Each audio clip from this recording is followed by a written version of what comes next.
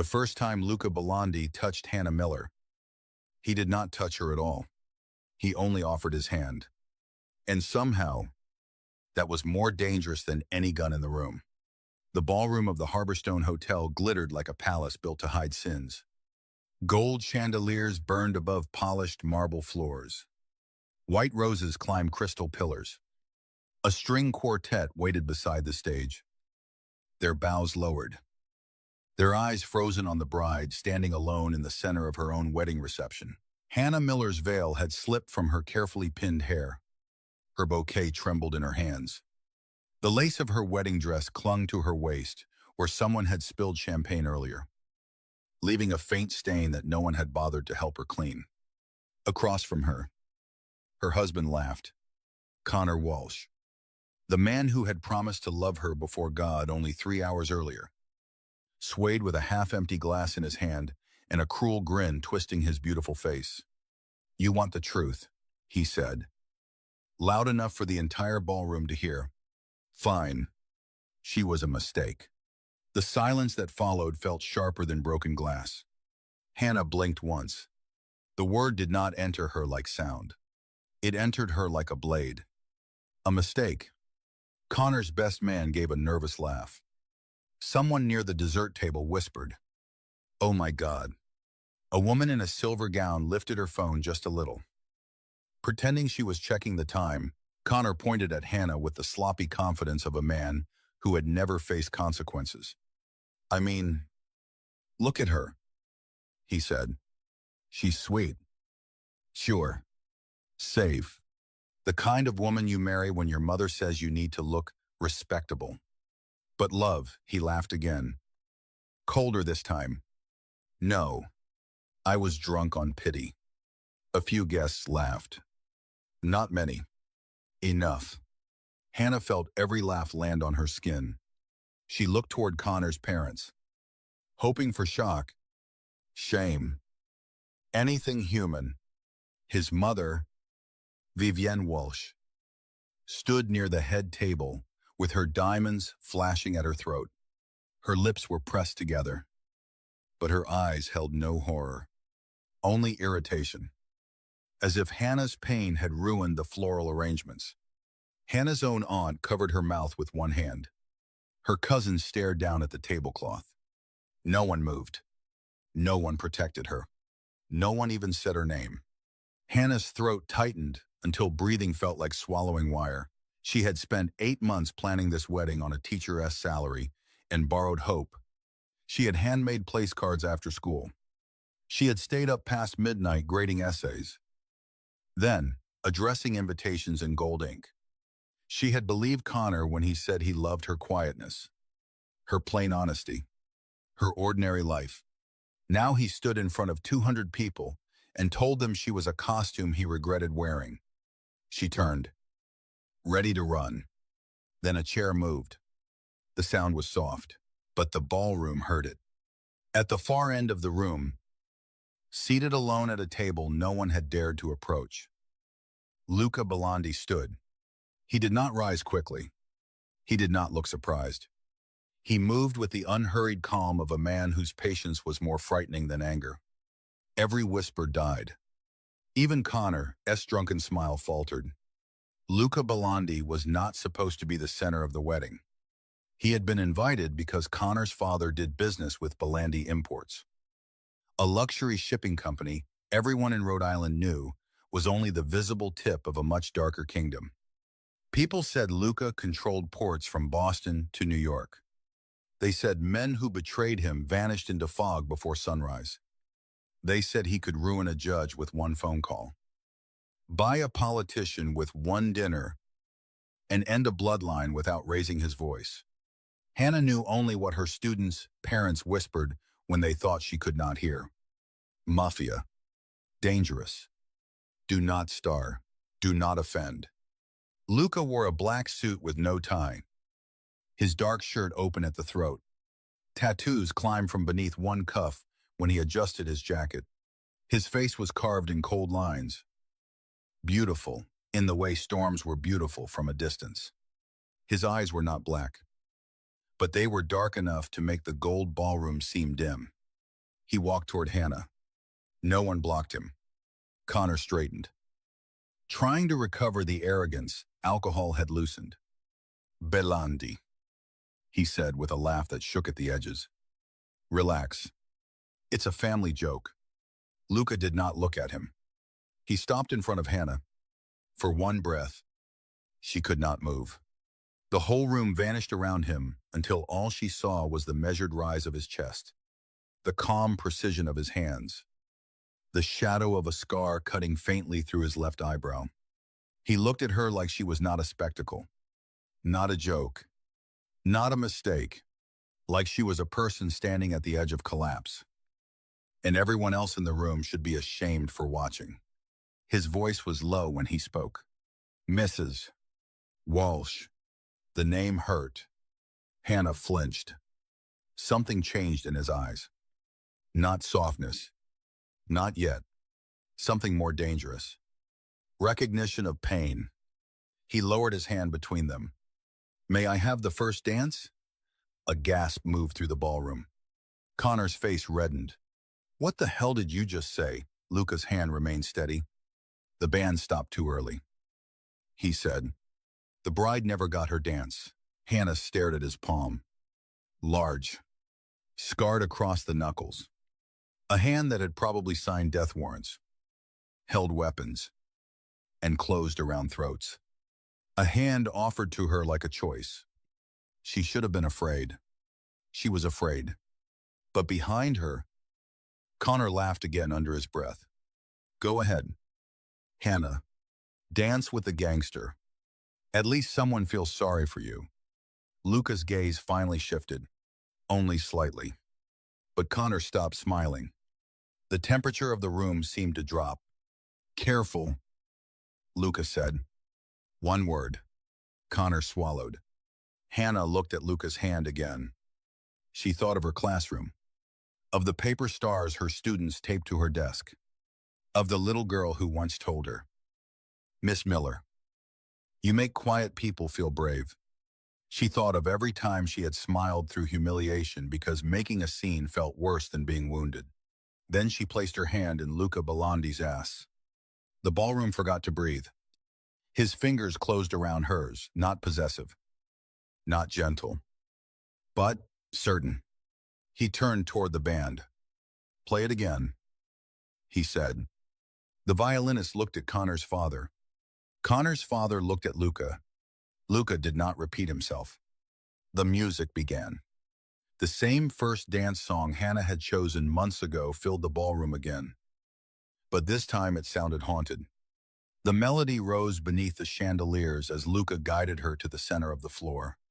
Hannah's legs trembled. He noticed. Of course he noticed. His hand settled at her waist, barely touching the lace. Breathe, he murmured. She hated that he saw her falling apart. She hated more that he was the only one who cared. I don't know how to do this, she whispered. You re already doing it. They re all watching. Let them. His palm was warm through the thin fabric of her dress. His movements were controlled, slow enough for her to follow. Around them, the guests stood frozen with champagne flutes in hand. Connor looked ready to explode. Vivian Walsh's face had gone pale with fury. Hannah tried not to cry harder. Luca saw that too. You owe this room nothing, he said. I owe myself not to break. His eyes held hers. Breaking is not weakness. Staying broken for people like him is... She looked away before the words could undo her completely. They danced beneath a ceiling of gold, while her husband stood drunk and humiliated by his own cruelty. Luca did not pull her close in a lover's embrace. He did not turn the moment into a performance of seduction. He gave her something far more intimate. Dignity. When the song ended, no one clapped. Luca lifted her hand slightly, bowed his head over it, and released her before the room could decide what story it wanted to tell. But Hannah's fingers still burned where he had held them. Connor stumbled forward. Enough. She's my wife. Luca looked at Hannah. Not Connor. Is that true? The question struck her harder than Connor's insult. Is that true? Not legally, not publicly, deeply. Hannah's mouth parted, but no answer came. Connor grabbed her wrist. The movement was fast, ugly, and familiar enough to make Hannah freeze. Luca's entire body changed. Not dramatically, no shouting, no sudden violence. Just a stillness so complete it made the room feel like it had stepped onto the edge of a rooftop. Remove your hand, Luca said. Connor sneered. Or what? One of Luca's men appeared from nowhere. A tall figure in black near the ballroom doors. Then another near the windows. Then another by the bar.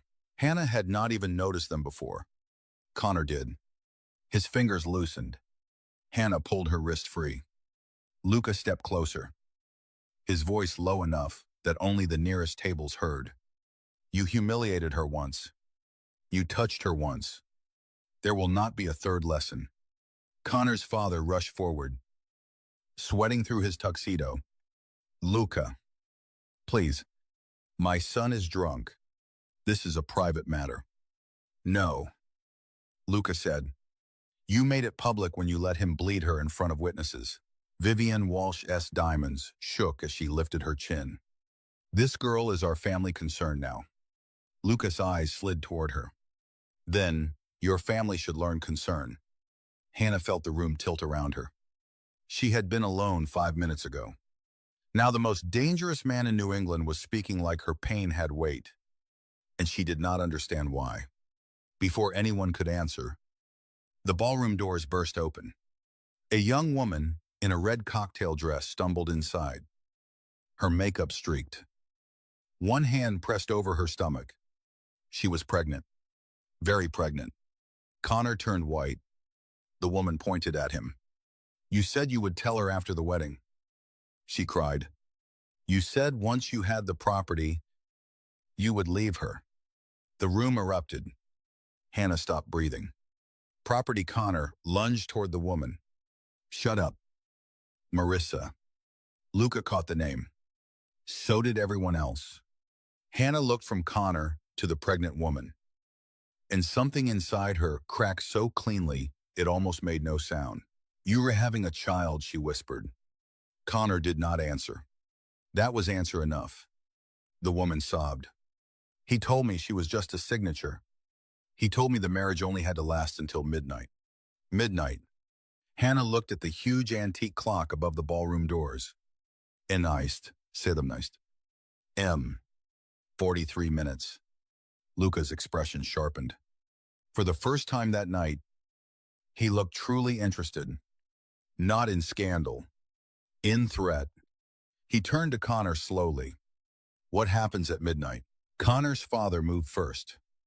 Not toward Hannah, toward the side exit. Luca snapped his fingers. His men closed in. The music had stopped again. Somewhere in the chaos, a glass fell and shattered. Guests backed away as if the marble floor had become a battlefield. Hannah could hear her own pulse. What property? She asked. Connor stared at her with drunken hatred. You stupid little schoolteacher. You really don't know. Do you? Luca stepped between them, before the words could become a blow. Speak carefully, he said. Connor laughed. But his fear had ruined it. Her grandmother left her land on the coast, not much above ground. A rotting old chapel, some rocks, some sentimental garbage. He looked at Luca. But underneath old tunnels, smuggling tunnels, access to the harbor no customs agent has mapped in 50 years. Hannah shook her head. No, my grandmother left me nothing. She died with medical debt. Connor smiled cruelly. That's what my mother told you. Hannah turned to Vivian. The older woman's face had lost every trace of elegance. We were helping you, Vivian said. You had no idea what you were sitting on. Helping me, Hannah's voice broke. You let your son marry me while he had another woman pregnant. Vivian's eyes hardened. You should be grateful, A Walsh gave you his name. Something dark crossed Luca's face. Enough, he said. The ballroom lights flickered. Once. Twice. Then the far windows exploded inward. Screams tore through the room. Hannah did not understand what had happened until Luca's arm locked around her waist and threw her behind a marble pillar. Gunfire cracked through the chandeliers. Crystal rained down like ice. Guests dropped on the tables. Connor screamed. The pregnant woman vanished beneath a rush of bodies. Luca covered Hannah with his own body. One hand braced near her head, his other drawing a gun from beneath his jacket with terrifying ease. Her wedding had become a war. She clutched his shirt without meaning to. He looked down at her. Are you hit? She could not answer. Hannah. His voice cut through the gunfire. Are you hit? It was the first time he said her name. No. She gasped. His eyes moved over her face, her shoulders, her dress, checking, calculating, protecting before he could think better of it. Then he looked over the pillar and fired twice. The sound made Hannah flinch. He shifted to shield her more fully. Keep your head down. Connor. Connor sold you. My aunt, my students, parents. There are people. My men are moving civilians out. How do you know? His jaw tightened. Because I planned for a betrayal tonight. The words landed cold. Hannah stared at him. You knew something would happen. I knew the Walshes were speaking to my enemies. His eyes met hers. I did not know they had put you in the center of it. Another burst of gunfire struck the pillar. Marble dust sprayed across Hannah's veil. Luca's hand came to the back of her head, pressing her down.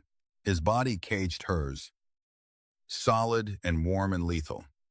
Across the ballroom, black-clad attackers moved through smoke, their faces hidden. Luca's men returned fire from the balcony and doors. The chandeliers swung overhead, glittering through dust. Hannah saw Connor crawling toward the head table, not toward her, toward a black leather folder his father had dropped. Luca saw it too. His expression hardened. He is not drunk, he said quietly. He is desperate. Before Hannah could ask what he meant, Connor snatched the folder and ran toward the service corridor. Luca grabbed Hannah's hand. We move now. I can run in this dress. His gaze dropped to the long train tangled around her legs. He knelt without hesitation, pulled a knife from his ankle, and sliced through thousands of dollars of lace. Hannah stared down at him. The most feared man in the room was on one knee at her feet, cutting away the part of her dress that had become a trap. He looked up. Forgive me. For the dress, for what comes next. Then he stood, wrapped his arm around her, and led her through smoke, screams, and shattered roses. By the time they reached the service corridor, Hannah's wedding shoes were slick with champagne and glass dust. Luca moved like he knew every exit, every blind corner.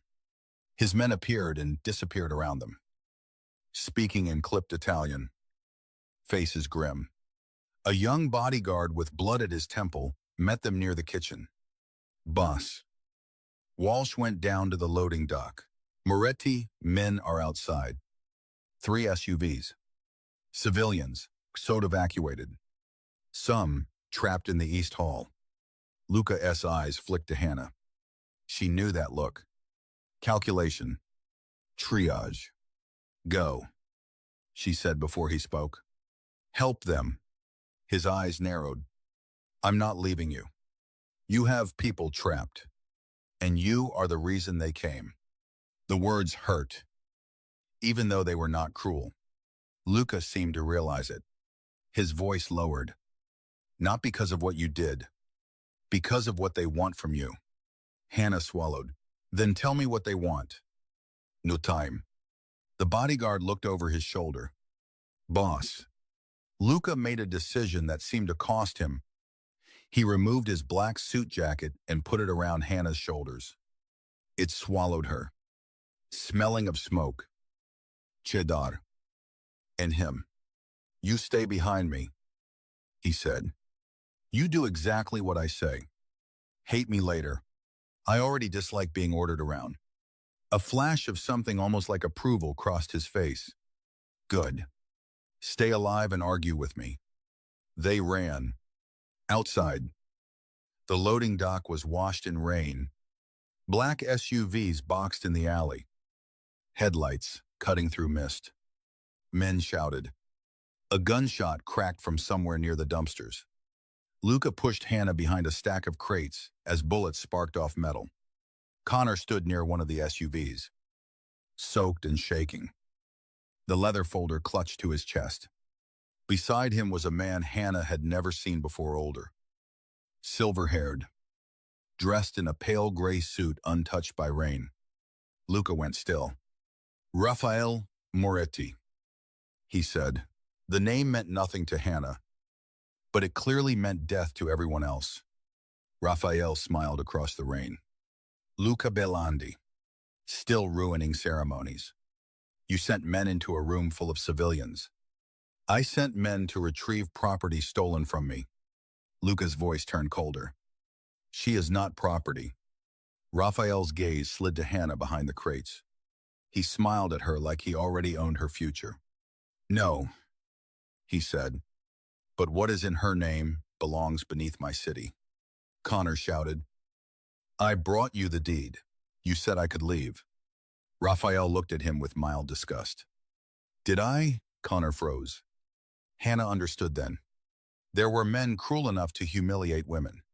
Then there were men like Raphael Moretti, who treated cruelty as paperwork. Raphael lifted one hand. A gun appeared against Connor's ribs. Hannah gasped. Luca's arm shot out, holding her back. Connor dropped the folder. Wait! The shot echoed through the alley. Hannah screamed. Connor fell hard onto the wet pavement, his white wedding boutonniere turning dark beneath the rain. For one terrible second, Hannah felt nothing. Not grief. Not relief. Only the sickening collapse of a life she had almost trusted. Raphael's man picked up the folder. Luca raised his gun. Raphael raised his own. The alley became a held breath. Then sirens wailed in the distance. Raphael smiled. Your police friends are getting faster. They're not my friends. Luca said. No, but they do arrive conveniently after your enemies bleed.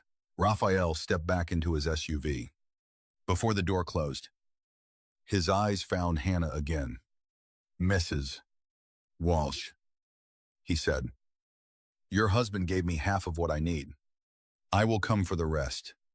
The SUVs reversed into the rain. Luca did not chase. His men did not either. Hannah understood why when Luca turned and she saw the blood spreading beneath his shirt. Luca, she whispered. He looked down as if mildly annoyed by the wound. Then his knees almost buckled. Hannah caught his arm with both hands. He was too heavy, too solid, too powerful to fall. But for 1 second, he leaned into her. Just 1 second. His men rushed toward him. He pushed them away. Get her into the car. I can walk. Hannah snapped. Luca looked at her. Rain running down his face. Blood darkening his side. Not tonight. Before she could protest, he lifted her into his arms. Hannah's breath caught. The alley blurred the shattered wedding. The dead groom. The rain. The sirens. The blood. Luca carried her through it all, as if her weight meant nothing. As if his own wound meant less. His jaw was tight with pain, but his grip did not loosen. Inside the SUV, she clutched his jacket around her shoulders while his men drove into the storm. Behind them, the Harborstone Hotel shrank into flashing lights and broken glass. Hannah looked at Luca beside her. His head rested against the seat, eyes half closed. One hand pressed to his bleeding side. You need a hospital, she said. No hospitals. You were shot. I've been shot before. That is not a medical plan. His eyes opened slowly. even wounded. He looked dangerous. Urea teacher, and bleeding on Italian leather. One corner of his mouth almost moved. Almost. Then his face tightened, and Hannah's anger cracked beneath fear. Why won't you go to a hospital? Because Raphael owns men in emergency rooms. The SUV sped through wet streets. Outside, Newport's mansions blurred into ghostly shapes, and the ocean flashed black beyond the cliffs. Hannah pressed her hands together to stop them from shaking. My husband is dead, she whispered. Luca looked at her carefully. Does that alert? The question was brutal in its honesty. Hannah closed her eyes. I don't know what it does. That is allowed. He betrayed me, used me, had a pregnant girlfriend, sold me to your enemy.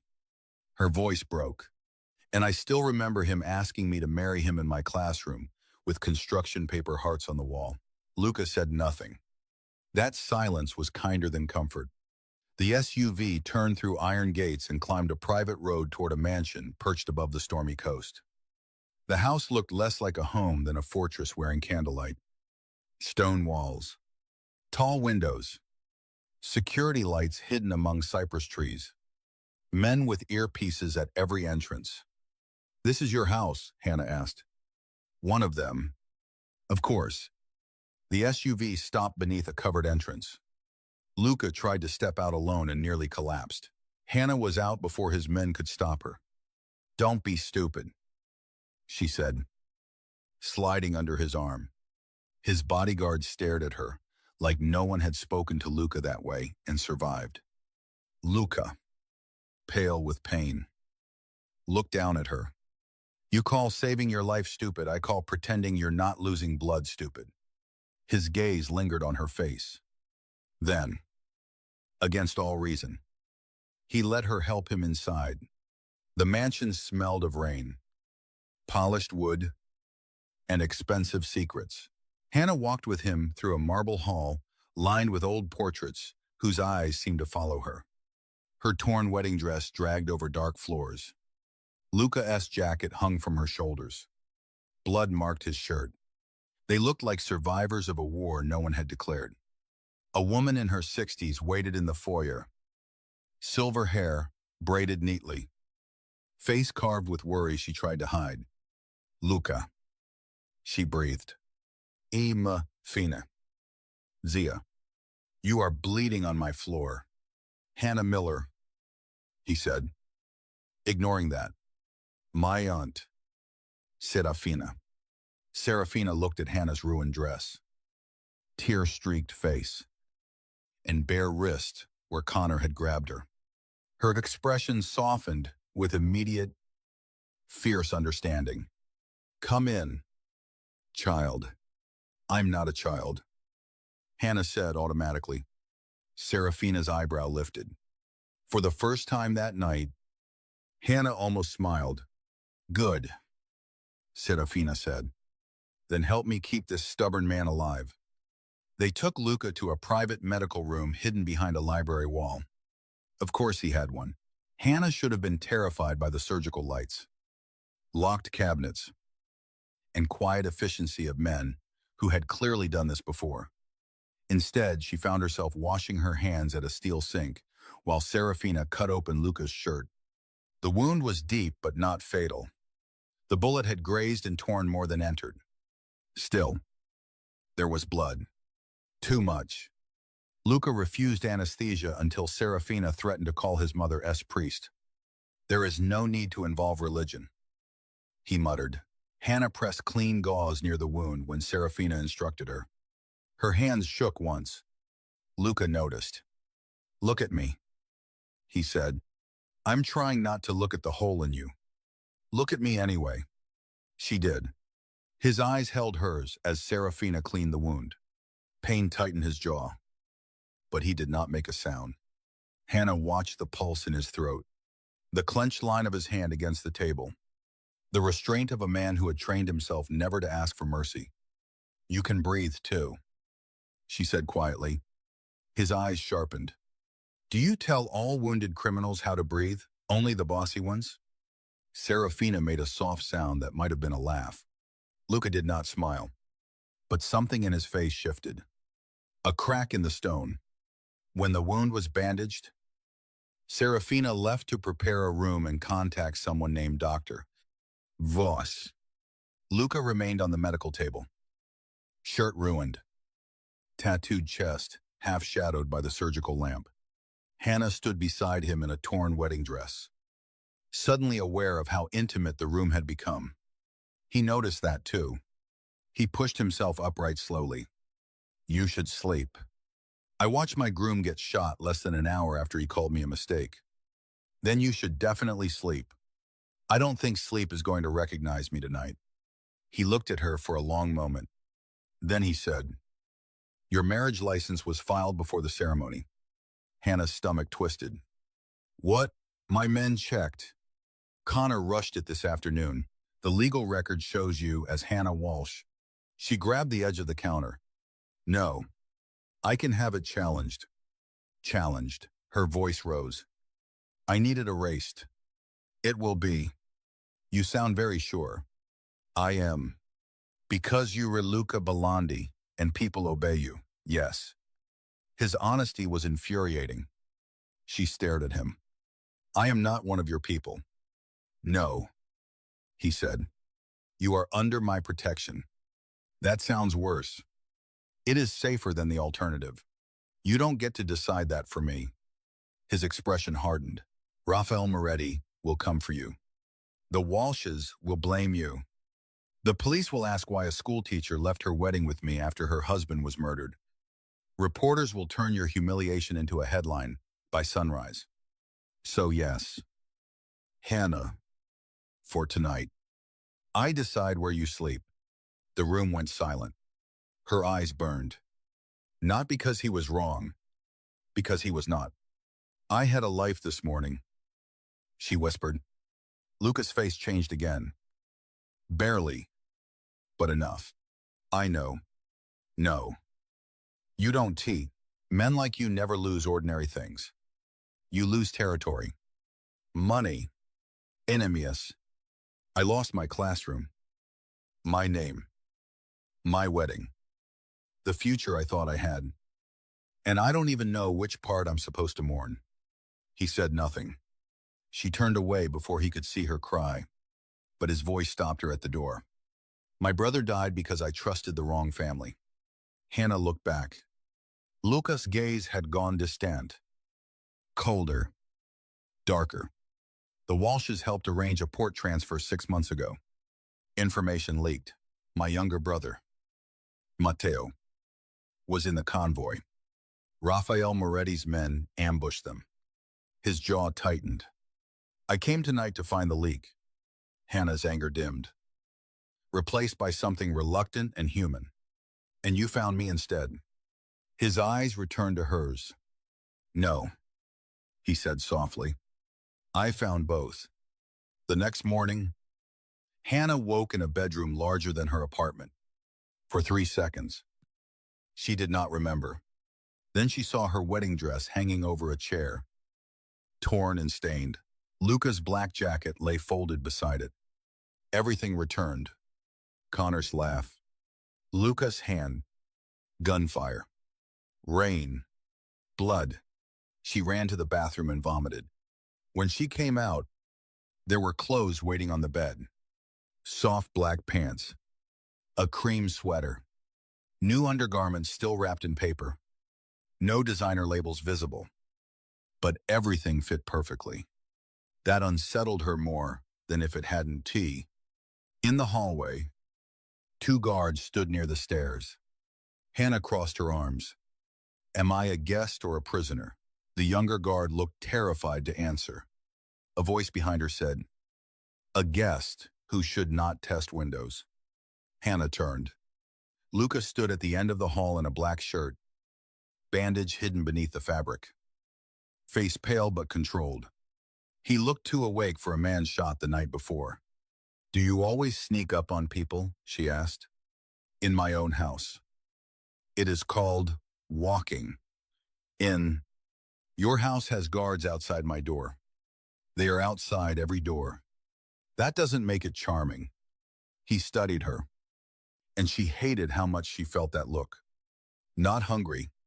Not yet. Worse. Interested. I have coffee, he said. I have questions. Coffee first. I'm not easily bribed. It's good coffee. She followed him because she was angry, exhausted, and he was right. It was good coffee. The breakfast room overlooked the gray ocean. Rain streaked the windows. Black SUVs lined the drive below like sleeping beasts. Serafina served Hannah eggs, toast, fruit, and a stern look that made refusal impossible. Luca drank espresso and answered phone calls in Italian, each one clipped and deadly. Hannah listened for familiar words. Raphael, Walsh, Deed, girl. She did not like being the girl. When Luca ended the call, Hannah set down her cup. I want to go home. No. The word was calm. It still struck like a door locking. Her eyes flashed.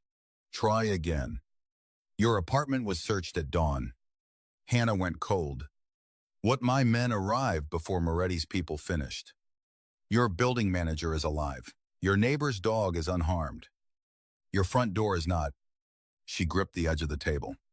They went to my home. They went to find documents your grandmother may have hidden. I don't have documents. You may have them without knowing. My grandmother left me recipes, old books, and a wooden music box that doesn't open. Luca went still. Hannah noticed immediately. What? Where is it? In my apartment. His chair scraped back. The next hour unfolded like a nightmare with seatbelts. They drove to Providence in a convoy of 3 black SUVs. Hannah sat beside Luca in the back seat. City streets passing in wet streaks beyond tinted glass. He spoke little. She spoke less. Her apartment building looked painfully ordinary after his mansion. Brick walls, crooked mailboxes, a hallway that smelled of lemon cleaner and old radiators. Her door hung broken. Inside, her life had been turned inside out. Books ripped from shelves, drawers emptied, sofa cushions slashed, her classroom tote overturned. Children's drawings scattered across the floor like little wounded birds. Hannah knelt and picked one up. A crayon sun, a stick figure with curly hair. Miss Miller is nice. Her vision blurred. Luca stood behind her. Silent. Daunt. She said, I didn't speak. You were about to say something practical. Don't. He closed his mouth. Good. She found the music box beneath a loose floorboard in her bedroom closet. Her grandmother had given it to her before she died, saying only, when the world gets too loud, remember there is always a song underneath. Hannah had never gotten it open. Luca took it carefully, turning it over in his hands. Old walnut wood, a faded carving of a chapel by the sea. My grandmother's chapel, Hannah said. Steint. Orla. S. It's real, yes. How do you know? Because my brother died near it. And, um, and, um, and the room changed. Hannah looked at him. Luca did not look away. Before either could speak, the apartment window shattered. Luca grabbed Hannah and pulled her down behind the bed as bullets tore through the wall. She heard guards shouting in the hallway. Glass rained over her grandmother's quilt. Luca covered her with his body again. It should not have felt familiar. It did. His mouth was close to her ear. Stay low. I am beginning to hate that sentence. Stay alive and hate it later. He fired toward the window without lifting fully. A man screamed outside. The gunfire stopped for half a breath, then resumed from the hallway. Hannah clutched the music box against her chest. Luca looked at it. Do not drop that. I wasn't planning to. He dragged her toward the closet. Fire escape. I thought you said not to test windows. This one has my permission. They climbed down into rain and brick shadows. Luca moved, despite his wound. Jaw tight, one hand gripping Hannah's wrist. A black SUV screeched into the alley just as two men rounded the corner. Luca pushed Hannah behind him. One attacker lifted his gun. Hannah did not think. She threw the music box at his face. The man cursed, stumbled, and missed. Luca shot the second man, then turned to stare at her. What she snapped. Breathless. You threw the evidence. You said don't drop it. I threw it accurately. For one stunned second. He looked almost amused. Then the SUV door opened, and his men pulled them inside. The music box, miraculously, was retrieved. Back at the mansion, Luca opened it with tools from a locked study while Hannah paced behind him. It did not contain jewels. It contained a small brass key, a folded hand-drawn map, and a strip of old film, negative sealed in wax paper. Luca held the film to the light. His face went empty. Hannah knew immediately it was the kind of emptiness that came before violence. What is it? He placed the film on a backlit scanner. An image appeared on the computer screen. A younger Luca stood beside another man with the same eyes and easier smile, his brother. Hannah guessed. They were outside the chapel carved on the music box. Behind them, partially visible near a black car, stood Connor's father and Raphael Moretti. The date printed on the image was 7 months before Luca's brother died. Luca stared at it. Your grandmother knew, Hannah said softly. She must have seen them meeting. She was a church volunteer. She used to restore old records there. Luca picked up the brass key. The tunnels beneath street. Orla S. connect to the harbor. During Prohibition, families used them to move liquor. In the 80s, goons. Now Raphael wants them for something worse. What people? Luca said. Hannah's stomach turned. He continued. Voice cold. Witnesses. Debtors. Women who disappear from clubs and never make the news because someone signs a form saying they left the country. Hannah covered her mouth. The room seemed too beautiful to hold such ugliness. Leather books. Rain on glass. A fire burning low. And there, on the desk, her grandmother's map pointed toward hell. That can be why Connor married me. It is exactly why. Luca looked at her. The land can only transfer through your consent or spousal claim. If you died after midnight, as his legal wife, Connor inherited control long enough to sell access. Hannah sat down hard. If I died. Luca's silence confirmed it. He wasn't going to divorce me. She whispered. He was going to bury me. Something in Luca's face turned lethal. Yes. Hannah should have cried. Instead, a strange calm entered her. Her grandmother had known danger and hidden proof in a music box. Connor had smiled in her classroom while planning her death. Raphael Moretti had looked at her like she was a locked gate he intended to break. And Luca Belandi, wounded and furious, watched her as if waiting to see whether she would shatter. She did not give him the satisfaction. What do we do? He tilted his head. It's my land. My grandmother's proof. My almost murder. You are not coming near this. Hannah stood.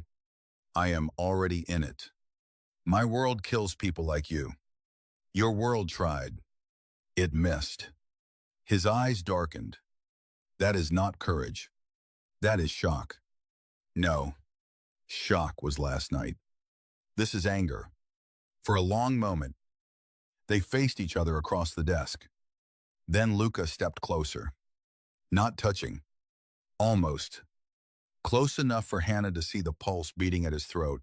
You have no idea what men like Raphael do to women who defy them. And you have no idea what women like me become when polite suffering stops working. His gaze dropped to her mouth. Only for a second. But the room changed. The fire cracked softly behind them. Hannah felt the air narrow. Luca stepped back first. "You will stay here," he said, voice rougher. "We will create a public story. You left the wedding with me because Connor attacked you. You are cooperating with my attorneys. Until the marriage is annulled and the land secured, the world will believe you are under my protection. The world already believes worse. Then we use worse." "What does that mean?" His eyes met hers. "It means Raphael will hesitate if he thinks touching you means touching what belongs to me." Hannah's heartbeat stumbled. "I belong to myself." "Yes," Lucas said quietly. "That is why this will only be a lie." It was supposed to comfort her. It did not.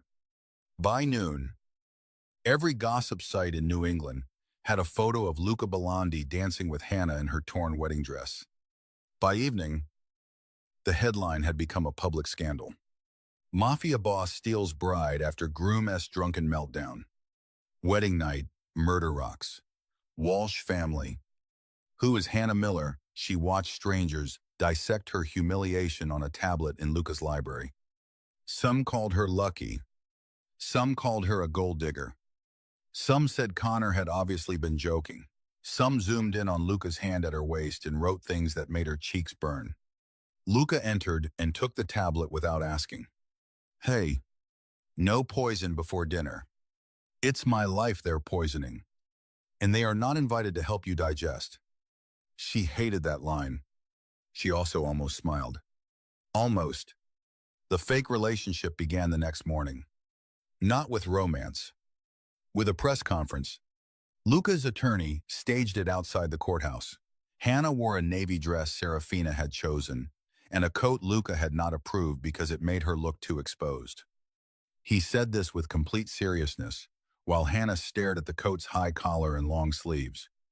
"You are impossible," she said. "I am alive." Not the same thing. Outside the courthouse, reporters screamed questions. Cameras flashed. Hannah's stomach twisted when they shouted Connor's name. "Did you know your husband had a pregnant mistress? Were you having an affair with Luca Bellondi?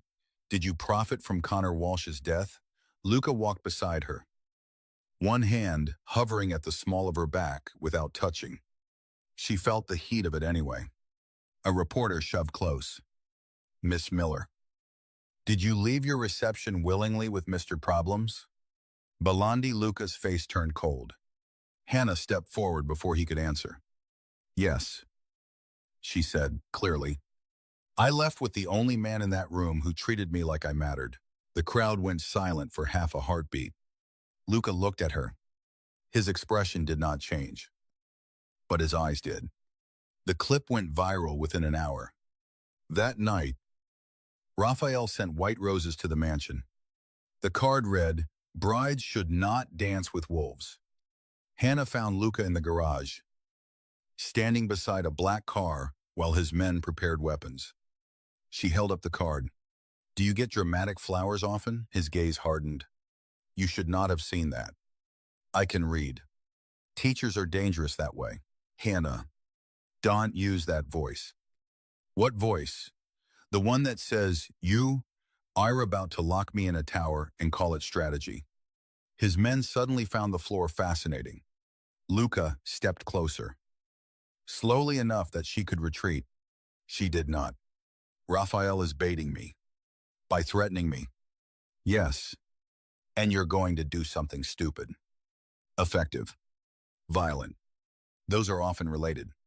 She hated him a little for being calm. She hated him more for how fear moved beneath her anger. "If you go after him tonight, you'll be reacting emotionally." His eyes narrowed. "Do not confuse concern for weakness." "I'm not. I'm saying concern makes smart men reckless." He looked at her for a long time. "Who taught you to speak to dangerous men like this?" "Fourth graders." For the first time, Luca Bellondi smiled. It was small, brief, almost unwilling. But Hannah saw it. So did everyone in the garage. The men looked away faster. That smile changed something she wished it had not. Because for 1 second, she did not see a mafia boss. She saw a man who had forgotten how to be anything else. The weeks that followed were built from danger and almosts. Almost touches, almost truths, almost goodbyes that neither of them meant.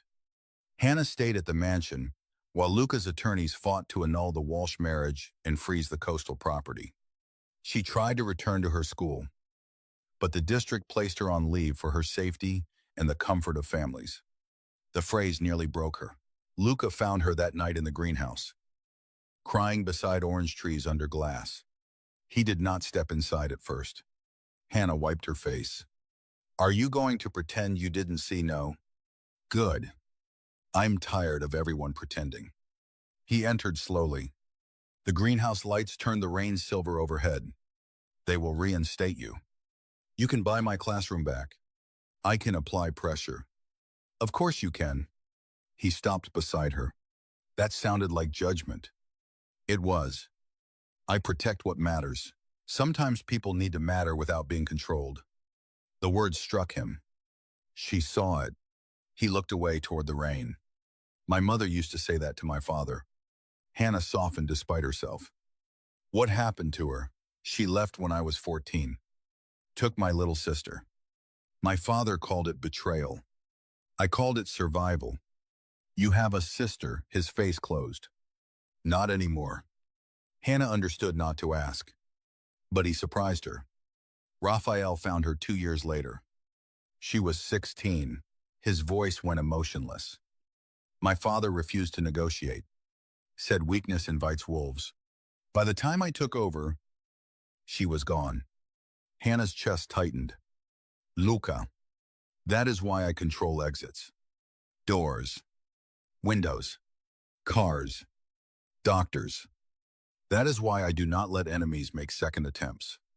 He looked at her then, and the restraint in his eyes frightened her more than anger. "So when you tell me control is not protection, I hear you, but I do not know how to believe you and keep you alive." The rain beat softly against the glass. Hannah stepped closer. This time, she almost touched him, almost placed her hand against his chest where the bandage had been. But she stopped. His eyes dropped to the small distance between them. "You should not look at me like that," he said. "Like what? Like I am not what I am." "You are what you do," she whispered. "But not only what you've done." His breath changed. The greenhouse seemed to shrink around them, warm and green and fragile. Then a phone rang. Luca closed his eyes for half a second. The moment shattered. He answered. His expression turned to steel. When he hung up, Hannah knew before he spoke. "Raphael took Marissa," he said. "Connor's pregnant mistress. The woman Hannah had every reason to hate, and yet the first thing she felt was fear. Is she alive for now? Then we get her." "No, I get her." Hannah stared at him. "She's carrying a child. She betrayed you too. She was lied to. She walked into your wedding. She walked in crying." Luca's jaw tightened. Hannah stepped closer. "You said Raphael uses people. Don't let him turn her in debate because you think she doesn't deserve saving." His eyes burned into hers. "You are asking me to risk men for the woman who helped destroy your wedding. I'm asking you not to become Raphael with better manners." The words hit hard. For a moment, she thought he would lash out. Instead, Luca looked at her with something like surrender, though it was too dark to be soft. "You make mercy sound like a weapon." "It is." "Then you come with me." Hannah blinked. "What? You know her face. She may trust you before she trusts me." "That sounds like a terrible idea." "It is." He reached for his phone. "But it is yours." The rescue happened at an abandoned church outside Fall River. Its windows boarded, its steeple broken against a moonless sky. Stained. Orla, S. Hannah felt her grandmother's music box key heavy in her coat pocket as Luca's convoy approached without headlights. Fog moved low across the grass. The ocean sounded somewhere beyond the cliffs, dark and restless. Luca gave her a bulletproof vest. She stared at it. This is not in my teacher handbook. It should be. American education is underfunded, but not that underfunded. Again, that brief flicker near his mouth. Then he adjusted the vest straps himself, fingers brushing near her ribs with careful restraint. Hannah held still. His face was close enough for her to see the tiny scar at his jaw, the shadow beneath his eyes. If something happens, he said, you run to Nico. Not to me. Nico is the one with the scar. Nico is the one who follows orders. Unlike me. Exactly. His hands paused at the last strap. For 1 second. His thumb rested against the fabric near her heart. Almost nothing. Enough. Luca. She whispered. His eyes lifted. There was hunger there now. But not the easy kind. Not lust alone. Fear. He was afraid of wanting her. That made 2 of them. Then gunfire erupted inside the church. Luca pushed her behind a stone wall. The rescue became chaos. Men moved through fog like shadows. Luca's people breached the side entrance while Raphael's guards fired from broken windows. Hannah stayed low. Following Nico through a narrow cemetery path, she could hear Marissa screaming inside. A child's life beat somewhere in that scream.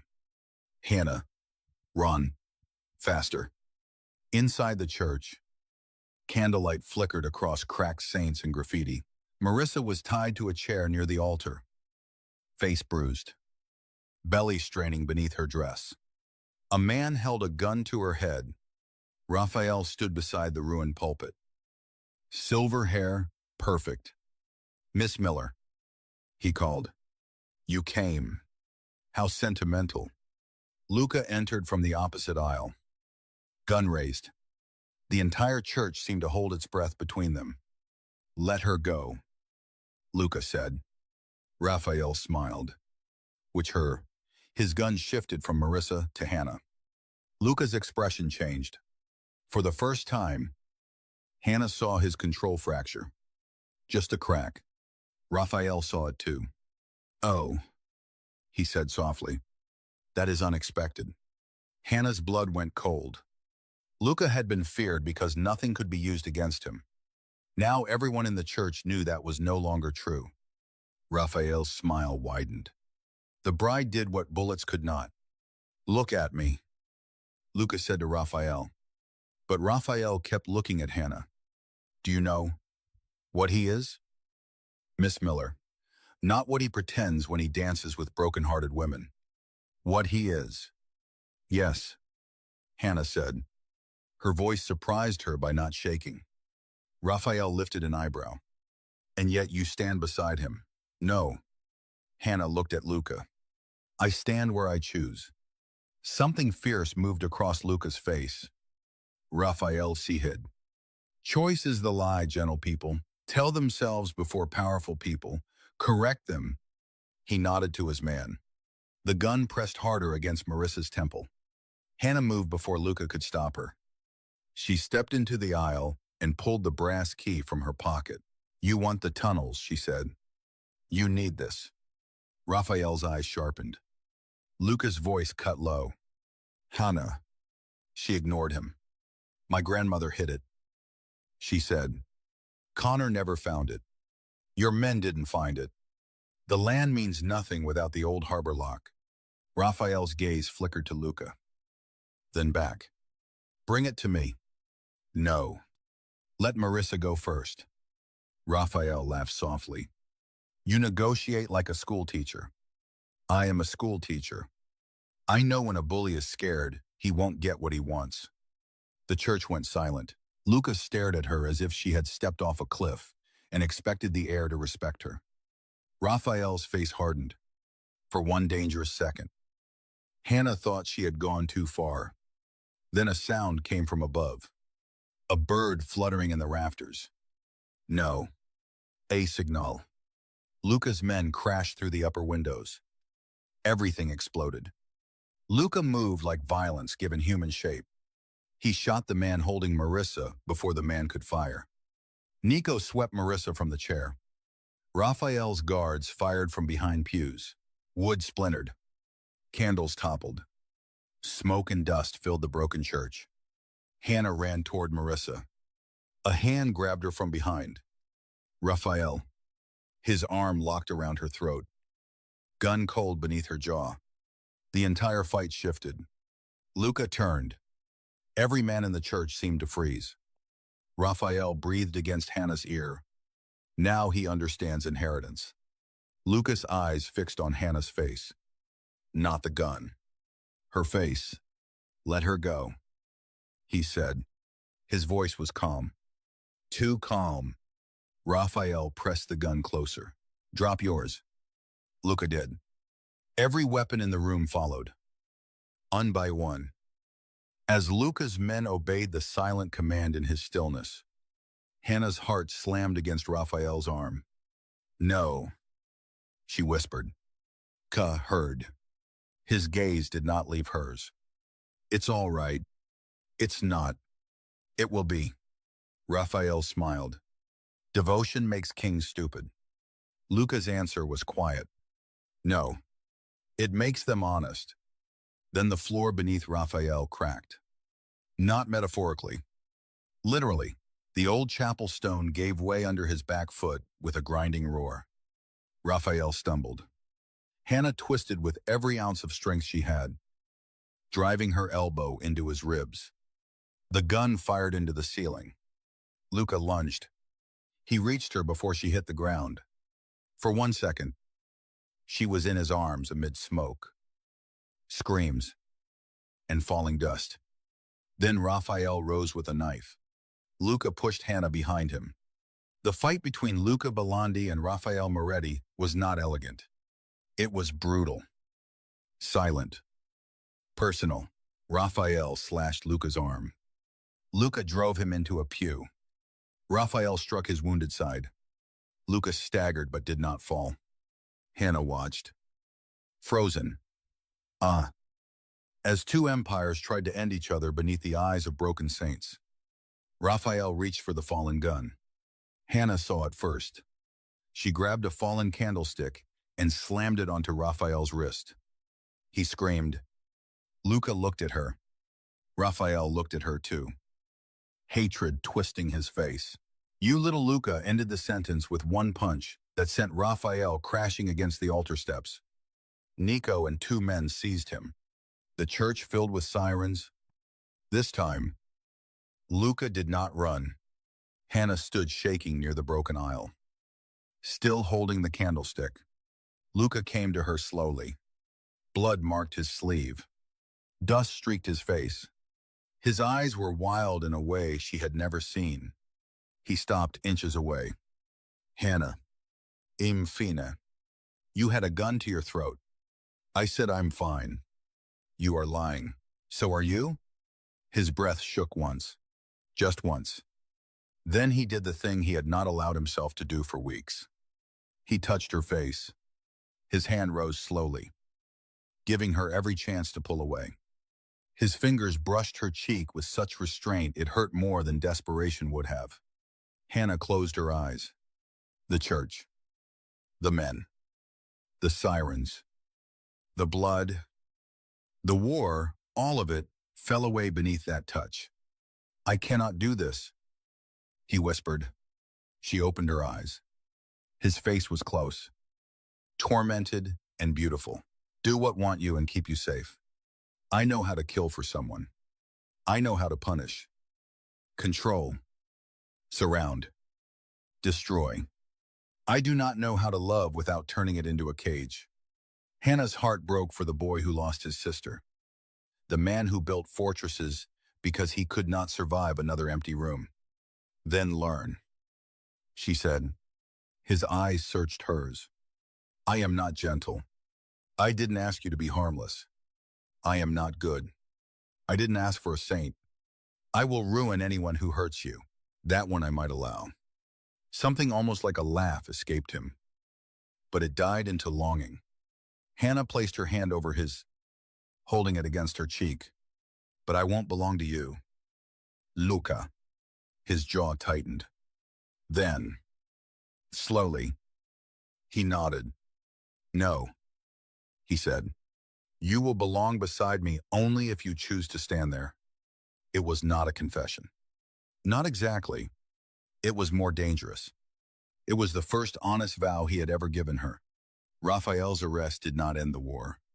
Men like him had lawyers, judges, cousins, ghosts. The Walsh family tried to deny everything until Luca released the film negative. Bank records, tunnel maps, and recordings captured from the wedding surveillance he had placed for his own investigation. Vivian Walsh went silent when police found a signed life insurance policy in Connor's private safe. Hannah's name was on it. Connor's mistress, Marisa, gave testimony from a protected hospital wing. 2 weeks later, she delivered a son and named him Caleb, not after Connor, but after the nurse who helped her through labor. Hannah visited once. Marissa cried so hard she could barely speak. I hated you, she confessed, because he made me believe you stole the life he promised me. Hannah looked at the newborn in the hospital bassinet. Tiny fists curled beneath his chin. We were both standing in different rooms of the same lie. Marissa subbed. Hannah held her hand. Outside the room, Luca watched through the glass. Expression, unreadable. When Hannah came out, he said, You forgive too easily. No, she said. I refuse to carry things that belong to dead men. He looked at her then, as if she had taught him another form of power. The annulment came through quietly. Hannah Miller became Hannah Miller again. She expected relief. Instead, she cried in Luca's library with the paper in her hand, because freedom, she realized, could feel like grief when it arrived after betrayal. Luca found her there. He did not ask why she was crying. He sat beside her on the floor, the feared Mafia boss of New England, sitting on an antique rug in a candlelit library, shoulder almost touching hers. Almost. You are free, he said. I know. That is supposed to be good. It is. She wiped her face. It just doesn't give back the version of me who believed him. No. She looked at him. Do you ever miss who you were before everything happened? Luca leaned back against the shelves. I was never innocent. That's not what I asked. He was quiet for a long time. Then he said, Yes. The honesty settled between them. Hannah rested her head against the shelf. I want to go back to teaching. I know. I don't want your money fixing it. I know. I want to fight for it properly. I have 3 attorneys prepared to fight him properly if needed. She gave him a look. He exhaled. 1 attorney. Properly. Thank you. A pause. Then Luca said, There is another option. Suspicion narrowed her eyes. Why do I feel expensive furniture behind that sentence? My family owns a building in Providence. Empty. Near your old district. You could open a private learning center, scholarships only, for children who need quiet rooms and people who do not give up on them. Hannah stared at him. I said I didn't want your money. It would not be charity. No, you own street. Or less now. The state wants the tunnels sealed. The Historical Society wants the chapel restored. My company needs to clean the harbor access before federal investigators tear it apart. You lease the land to Belandi Imports legally, publicly. At an insulting rate, your attorney will negotiate. You use the income for the school. That is still your money. That is business. You are impossible. I am told. She looked away, but emotion had already filled her throat. You remembered what I wanted. I remember everything you say. The sentence was too intimate. Hannah turned back slowly. Luca's gaze was on her. Steady and dark. Everything, yes. That sounds dangerous. It is. Neither moved. The space between them filled with all the things they had not said in the greenhouse, in the church, in the car after nightmares, in the courtroom hallways, when reporters shouted, and Luca stood just close enough to shield her from cameras. Hannah whispered, "Are you still pretending this is only protection?" His eyes dropped to her mouth. "No." Her breath caught. "Are you going to do something about that?" His hand flexed against his knee. "I am trying very hard not to." "Why?" "Because once I kiss you, Hannah, I will want to keep kissing you. And I am not a man who wants mildly." A shiver moved through her. "Maybe I'm tired of men who only wanted me safely." Luca's gaze lifted back to hers. The room held still. Then the mansion alarm went off. Red lights flashed across the library.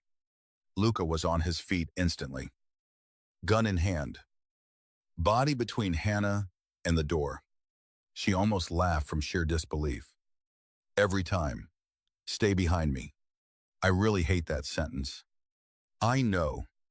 This time, it was not Raphael. It was the last Walsh betrayal. Connor's father, desperate and ruined, had paid 2 former guards to break into the mansion and destroy the evidence that remained. They reached the west hallway before Luca's security stopped them. But one made it to the library door. Hannah saw the gun before Luca turned fully. She shoved him. The shot hit the shelf behind them, exploding old books into dust. Luca's face changed into pure terror. Not anger, terror, because Hannah had moved toward danger for him. He disarmed the attacker in 3 seconds. Maybe less. By the time his men flooded in, the man was on the floor and Luca had him by the throat. Hannah had never seen Luca truly lose control. Now she did.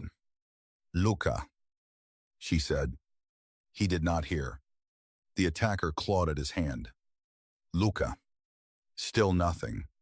She stepped closer, heart pounding. "Luca Belandi." His eyes snapped to hers. She shook her head once. Slowly, breath by breath. He released the man. Nico dragged the attacker away. The library smelled of gunpowder and torn paper. Luca turned on Hannah. "Never do that again." His voice shook. Hannah stared at him. "You were in the line of fire." "So were you?" "I am built for it. No one is built to be shot." "You could have died." "So could you." The words broke something in him. He crossed the room in 2 strides and stopped just short of touching her. His hands clenched at his sides like restraint was physically hurting him. "I cannot lose you," he said. The confession came out raw, stripped of elegance. Hannah's anger faded. Luca looked almost furious with himself. "I have known kings, killers, leers, saints with dirty hands, and monsters dressed as businessmen. I have buried blood. I have survived betrayal. I have made men kneel with one phone call." His voice lowered. "And then you stood in a ruined wedding dress and put your hand in mine. And now the thought of a world without you makes me stupid." Her eyes burned. "That sounds inconvenient."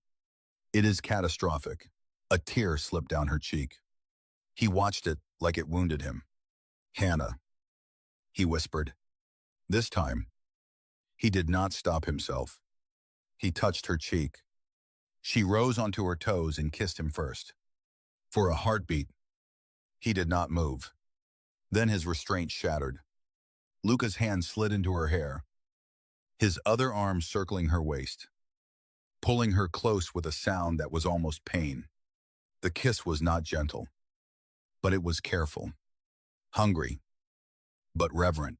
He kissed her like a man who had spent his life denying himself mercy and had suddenly been handed something holy he did not deserve. Hannah clung to him, not because she needed saving, but because she wanted to feel him choose her without an audience, without blood, without a ballroom watching. When he finally pulled back, his forehead rested against hers. "I should apologize," he said. "Don't you dare." His breath warmed her lips. You are certain, for once in my life, she whispered. Yes, 3 months later. Stained. Orla's chapel stood beneath a clear autumn sky. Its windows had been restored, its broken steeple repaired. The tunnels beneath it were sealed with federal oversight, historical documentation, and enough Belandi-funded security to make even ghosts ask permission before entering. Hannah stood near the chapel doors in a cream dress. Not white. Never white again. Her hair moved softly in the sea wind.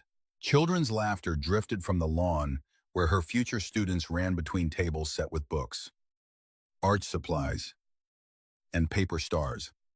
The Hannah Miller Learning House would open in 2 weeks. Not because Luca bought her a dream, because Hannah negotiated every contract, argued with every attorney, rejected 3 versions of Belandi generosity, and turned a place built for smuggling into a place where children could feel safe. Luca watched her from the edge of the lawn. Black suit, no tie, dark eyes, dangerous as ever. Nico stood beside him. You look calm, Nico said. Luca did not take his eyes off Hannah. I am not. She is cutting ribbon. Boss. Not defusing a bomb. With Hannah. There is often little difference. Nico wisely said nothing. Hannah turned then and caught Luca watching. Even from a distance. She felt it. That look had changed since the wedding. It was still intense. Still possessive in the way Luca breathed before he remembered not to cage her. But now there was something else inside it. Permission. He loved her like a locked door learning to become a doorway. The ceremony began at sunset. Reporters stood beyond the security line. But Hannah barely noticed them. Serafina cried quietly into a lace handkerchief. Marissa came with baby Caleb, standing near the back, alive and trembling, but free. Hannah's aunt held a bouquet of wildflowers. Some of Hannah's former students sat cross-legged in front, waving when she looked their way. Luca remained in the last row, just as he had at the wedding, but this time, he was not a stranger in the shadows. He was the man who had offered his hand when the world laughed. When Hannah finished her speech, the applause rose soft and warm beneath the sea wind. She cut the ribbon. Children cheered. The chapel bell rang for the first time in decades. Then, music began. A violin. The same song from her wedding. Hannah turned slowly. Luca stood at the edge of the courtyard, one hand extended. The whole world seemed to pause again. But this time, no one laughed. No one whispered mistake. No one watched her with pity. Luca's voice carried across the courtyard, calm and low. Miss Miller, he said. May I have the first dance? Hannah smiled through tears. She walked to him slowly, feeling every step as a choice. When she reached him, she placed her hand in his. You know, she said, this is technically not the first dance. His fingers closed around hers. It is the first one that matters. He drew her into the music beneath the restored chapel lights. The ocean burned gold behind them. Children clapped off rhythm. Serafina cried harder. Nico pretended not to. Luca's hand settled at Hannah's waist. No longer barely touching. No longer afraid of wanting. Still careful. Always careful with her. Hannah looked up at him. Do you remember what Connor called me? Luca's eyes darkened. Yes. A mistake. His jaw tightened. Do not say his name on this ground. I need to say something else. He waited. She took a breath, feeling the wind, the music, the life she had rebuilt from the ashes of humiliation. He was wrong. Luca stopped dancing. Just for a second. Then he bowed his head until his forehead nearly touched hers. He was the wrong man, Luca said. In the wrong room. Speaking to the wrong woman. Hannah's heart trembled. And you, his eyes held hers with the kind of devotion that still frightened her. but no longer made her want to run. I am the man who should have asked sooner. She smiled. Asked what Luca reached into his jacket. The courtyard went silent as if the entire world knew before Hannah did. He did not kneel. Not immediately. First, he opened his palm. Inside lay no diamond ring. It was a small brass key. Her grandmother's key. Restored. Polished. Hanging from a thin gold chain, Hannah's lips parted. This opened a tunnel, Luca said. Now it opens whatever life you choose next. His voice lowered. If you want me in that life, I will stand beside you, not in front of you unless there is danger. Not around you like a cage. Beside you. Then Luca Belandi, feared by judges, criminals, and kings of the harbor, knelt before Hannah Miller in front of everyone. A gasp moved through the crowd. His dark eyes never left hers.